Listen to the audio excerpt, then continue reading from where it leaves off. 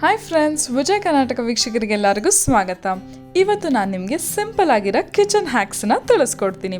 ಈ ಕಿಚನ್ ಹ್ಯಾಕ್ಸಲ್ಲಿ ಕೊಳೆಯಾಗಿರುವ ನಮ್ಮ ಕಿಚನ್ನ ಹೇಗೆ ಬ್ಯೂಟಿಫುಲ್ ಆಗಿ ಕ್ಲೀನ್ ಮಾಡ್ಕೊಬೋದು ಅನ್ನೋದನ್ನ ತೋರಿಸ್ತೀನಿ. ಬನ್ನಿ ಇದನ್ನ ಮಾಡೋದು ಹೇಗೆ ಅಂತ ನೋಡೋಣ. ಮೊದಲು ನಮ್ಮ ಸ್ಟವ್ನ ಹೇಗೆ ಕ್ಲೀನ್ ಮಾಡ್ಕೊಳ್ಳೋದು ಅಂತ ತೋರಿಸ್ತೀನಿ. ನೋಡಿ ಎಷ್ಟು ಗಲೀಜಾಗಿದೆ ಅಲ್ವಾ. ಇವಾಗ ಇದನ್ನ ಪಳಪಳ ಆಗಿ ಮಾಡೋದಕ್ಕೆ ನಮಗೆ ಬೇಕಾಗಿರೋದು ಬೇಕಿಂಗ್ ಸೋಡಾ, ಅರ್ಧ ಕಡಿ ನಿಂಬೆಹಣ್ಣು ಮತ್ತೆ ವಿನೆಗರ್. ಈ ಮೂರನ್ನು ಚೆನ್ನಾಗಿ ಮಿಕ್ಸ್ ಮಾಡ್ಕೊಳ್ಳಿ. ಚೆನ್ನಾಗಿ ಮಿಕ್ಸ್ ಆದಮೇಲೆ 1 ಸ್ಪೂನ್ ಅಷ್ಟು ಲಿಕ್ವಿಡ್ ಡಿಶ್ ವಾಶನ್ನ ಹಾಕೊಬೇಕು. ನೀವಿವೆನ್ ಲಿಕ್ವಿಡ್ ಸೋಪು ಕೂಡ ಹಾಕೊಬೋದು, ಆದರೆ ಡಿಶ್ ವಾಶ್ ಹಾಕೊಂಡ್ರೆ ತುಂಬಾನೇ ಒಳ್ಳೆಯದು. ಇವಾಗ ಇದನ್ನ ಕ್ಲೀನ್ ಮಾಡ್ಕೊಳ್ಳೋಣ.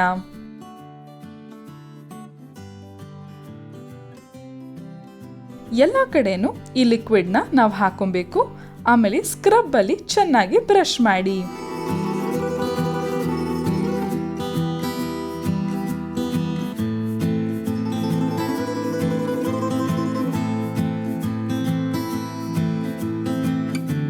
ಬ್ರಷ್ ಮಾಡಾದ್ಮೇಲೆ ಒಂದು 15 ನಿಮಿಷ ಹಾಗೆ ಬಿಡಿ.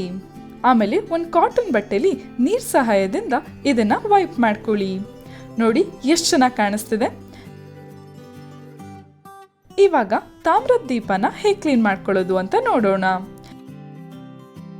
ಇದನ್ನ ಕ್ಲೀನ್ ಮಾಡ್ಕೊಳ್ಳೋದಕ್ಕೆ ಹುಣಸೆಹಣ್ಣು ಬೇಕು, ಆಮೇಲೆ ನೀರು ಬೇಕು.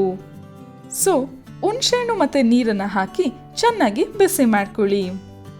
ಸ್ವಲ್ಪ ಬಿಸಿ ಆಗ್ತಿದ್ದಂಗೆ ದೀಪನ ಒಳಗಿಡೋಣ. ಡಿಸ್ಮ್ಯಾಂಟಲ್ ಮಾಡಿ ಇಡಿ. ಆಮೇಲೆ ಇನ್ನೊಂದು ಸ್ವಲ್ಪ ನೀರನ್ನು ಹಾಕೊಳ್ಳಿ, ಯಾಕೆಂದ್ರೆ ತುಂಬಾ ನೀರಿರಬೇಕು. ಸ್ವಲ್ಪ ಬಿಸಿ ಆಗ್ತಿದೆ ಅಂದಾಗ ನೀವು ಉಪ್ಪನ್ನ ಹಾಕೊಬಹುದು. ಒಂದು ಅರ್ಧ ಗಂಟೆ ಚೆನ್ನಾಗಿ ಬಿಸಿ ಆಗಕ್ಕೆ ಬಿಡಿ. ಆಮೇಲೆ 5 ನಿಮಿಷ ತಣ್ಣಗಾಗಕ್ಕೆ ಬಿಡಿ. ನೀರನ್ನ ಚೆಲ್ಲಿ ಬರೀ ದೀಪನ ಬೂದಿಯಿಂದ ತೊಳ್ಕೋಬೇಕು.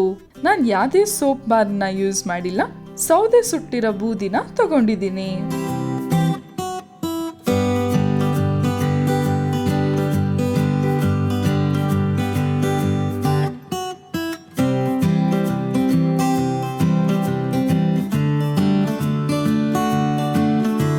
ನೋಡಿ ದೀಪ ಎಷ್ಟು ಚೆನ್ನಾಗಿ ಕಾಣಿಸ್ತಿದೆ ಅಲ್ವಾ. ಈ 2 ಹ್ಯಾಕು ಎಷ್ಟು ಅಮೇಝಿಂಗ್ ಅಲ್ವಾ. ಸ್ಟವ್ ತುಂಬಾನೇ ಕೊಳೆ ಆಗುತ್ತೆ, ದೀಪನೂ ತುಂಬಾನೇ ಕೊಳೆ ಆಗುತ್ತೆ. ಆದ್ರೆ ಈ ರೀತಿ ಮನೇಲೇನೆ ಕಿಚನ್ ಹ್ಯಾಕ್ಸ್ ಮಾಡ್ಕೊಳ್ಳೋದ್ರಿಂದ ನಮ್ಮ ಕಿಚನ್ನ ನೀಟಾಗಿ ಇಟ್ಕೊಬೋದು. ಅದಷ್ಟೇ ಅಲ್ಲದೆ ದೇವ್ರ ಪೂಜೆಗೆ ದೀಪನ ಹಚ್ಚುತ್ತಿರ್ಬೇಕಾದಾಗ ಖುಷಿಯಿಂದ ಹಚ್ಬೋದು. ಮುಂದಿನ ಸಂಚಿಕೆಯಲ್ಲಿ ಇನ್ನೊಂದು ಕಿಚನ್ ಟಿಪ್ಸ್ ಬಗ್ಗೆ ತಿಳಿಸ್ಕೊಡ್ತೀನಿ.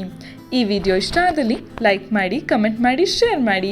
ಇನ್ನು ವಿಜಯ್ ಕರ್ನಾಟಕ ಚಾನೆಲ್ನ ಸಬ್ಸ್ಕ್ರೈಬ್ ಮಾಡಿಲ್ಲ ಅಂದರೆ ಸಬ್ಸ್ಕ್ರೈಬ್ ಮಾಡೋದಕ್ಕೆ ಮರಿಬೇಡಿ.